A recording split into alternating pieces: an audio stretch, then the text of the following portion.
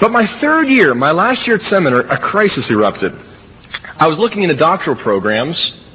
I was going to go over to Aberdeen, Scotland to study, and I had been lined up for a very good and prestigious program at Aberdeen University. Then we discovered we were pregnant, my wife specifically. And the reason was, of course, because of her change of mind and the subsequent change of marital practice. And so I couldn't go. We couldn't afford to go, and we had to figure out what we were going to do instead. And this is at the very end of our final semester. Now, that last semester was a tumultuous time because there was a professor at a seminary I was considering studying at who was in the process of being booted out.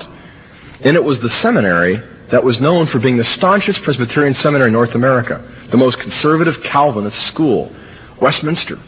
Professor Shepherd was teaching that a man is justified by faith, but not, strictly speaking, by faith alone, the way a lot of Protestants believe. Well, he wasn't very clear about it.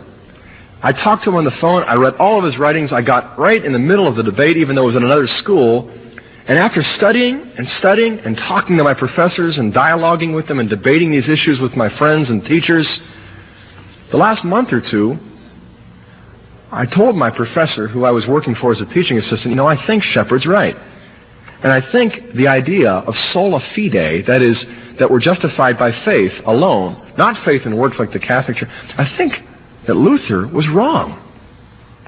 Now, I can't convey to you the kind of traumatic transformation that meant for me, because you weren't in my shoes for those years. But for 7 years, Luther was my patron saint.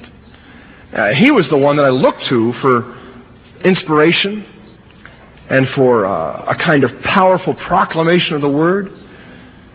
And then all of a sudden I reached this point where I thought, well, this is what Martin Luther, Calvin, and all Presbyterians regard as as they call it, the article on which the church stands or falls. It is, in a sense, the rationale behind the whole Reformation.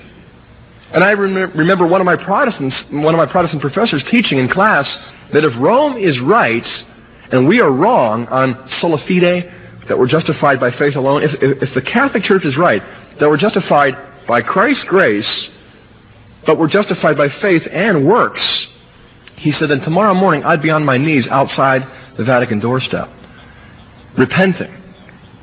I'm sure he said that for rhetorical effect, but it sure had a profound impact on me. I thought, wow, you mean the Catholics are that wrong? Everything stems from that. So my last month or so at seminary, I had begun to really see that St. Paul did not teach what Martin Luther said, or John Calvin, or John Knox, or all my Presbyterian forebears.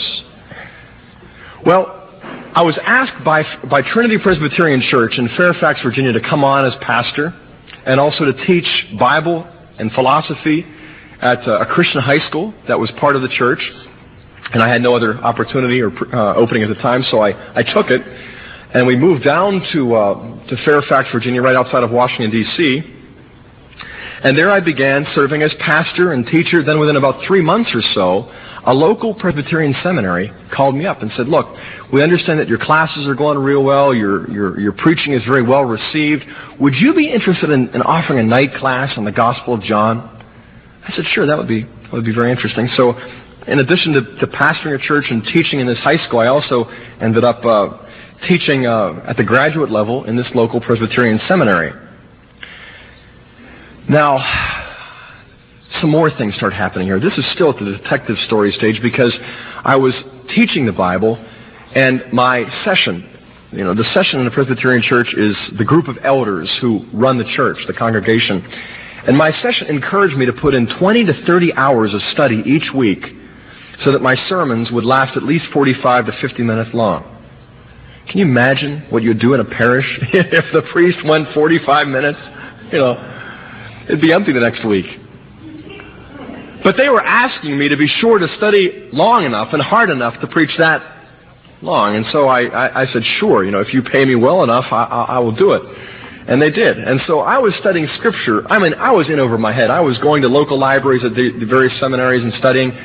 And I was on the cutting edge of I was continuing, I was following up on all the things I was learning in seminary about the Bible, especially about the Old Testament, and how the Old Testament is so little understood, how most people don't understand the way the Old Testament leads right into the New, and the New Testament church is the full flowering of the Old. Not the abandonment, not the rejection of the Old Testament, but the fulfillment of the Old Testament. And I was discovering things, these novel, innovative, blinding insights that were they were captivating to my parish. They were very exciting to my seminary students, and my high school kids were eating it up as well. But as I began to dig deeper and deeper, a disturbing pattern emerged. Over and over and over again, I would find one blinding insight, one novel innovation after another, having been anticipated by St. Augustine, Justin Martyr, Thomas Aquinas, a pope here or a pope there. And it was shaking me up more and more. Every time I would find that these Catholic scholars had anticipated all of these novel breakthroughs that I was coming up with through this intense, in-depth Scripture study. I got the feeling like I was reinventing the wheel. Well, it happened 10, 15, 20, 25 times. I was going through the book of Hebrews, which is very difficult, going through the book of John, which is very sacramental, and my students were beginning to get a sense that this was not what you would call historic, traditional Presbyterianism. In fact, my sharpest student, a girl named Rebecca, came up to me at lunch one day in high school, and she said, we took a vote in the back corner of the classroom, and it's unanimous. We all think you're going to become a Catholic. Chills ran up and down my spine, broke out in sweat. A nervous laugh. Oh, you guys are funny.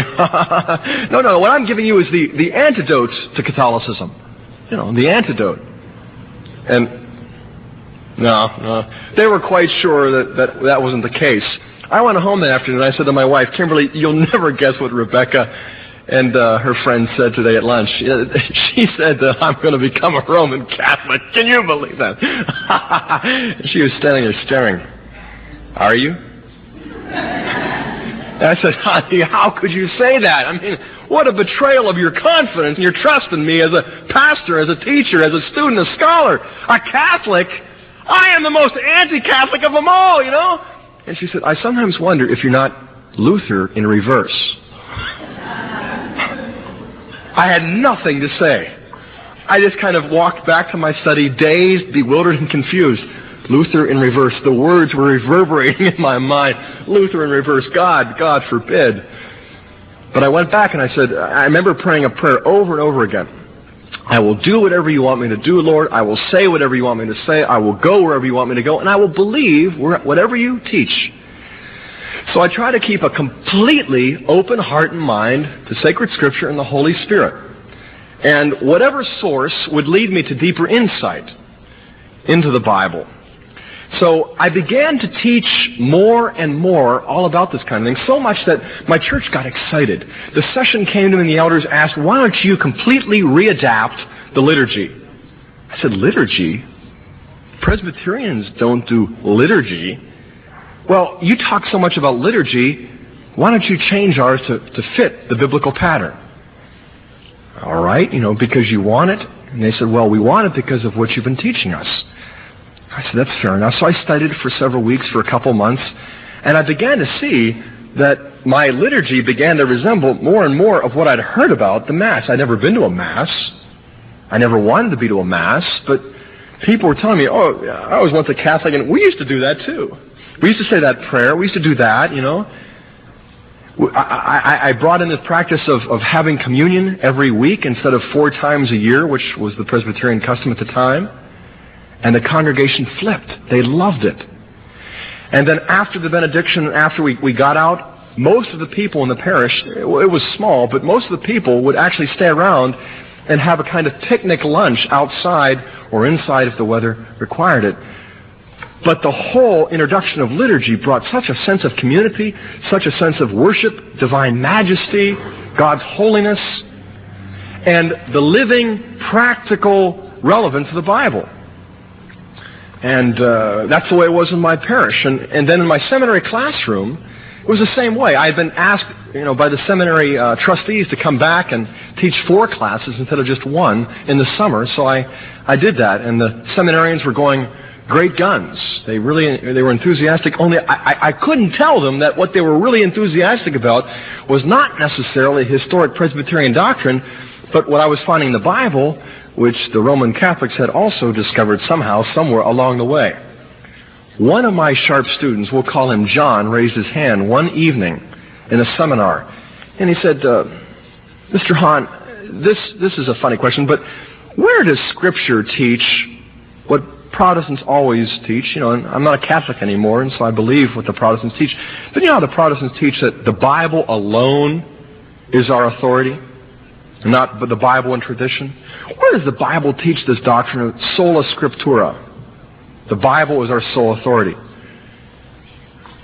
And there was all of a sudden a rush of emotion. I thought, oh, no. I've already given in on one of the 2 basic planks of the Reformation. That is, we're saved by faith alone. And now he's going to challenge me on we only believe by Scripture alone.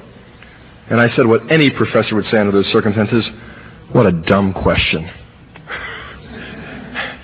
And I remember thinking to myself, you've never said that before to any student with any question.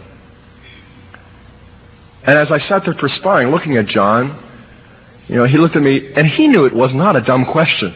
And most of my other students knew it too. And I said, well, obviously we would go to Matthew 5:17 through 19. We would start in 2 Timothy 3:16. We'd look at what Christ said about tradition in Matthew 15. And John said, well, wait a second, Mr. Hahn, that Jesus wasn't condemning tradition in Matthew 15. He was just condemning corrupt tradition. 2 Timothy 3 is not saying that the Bible is only authority. It's just saying that it is authoritative and necessary to know what God wants. And the more he talked, the more I thought, well, look, John, since we're in the middle of class tonight, why don't I just deal with this next week, okay? Another evasive maneuver, number 2. And he goes, all right, but I could tell by his eyes that he was not satisfied, nor was I. I remember driving home that night down the freeway, thinking to myself, what is the answer to that question?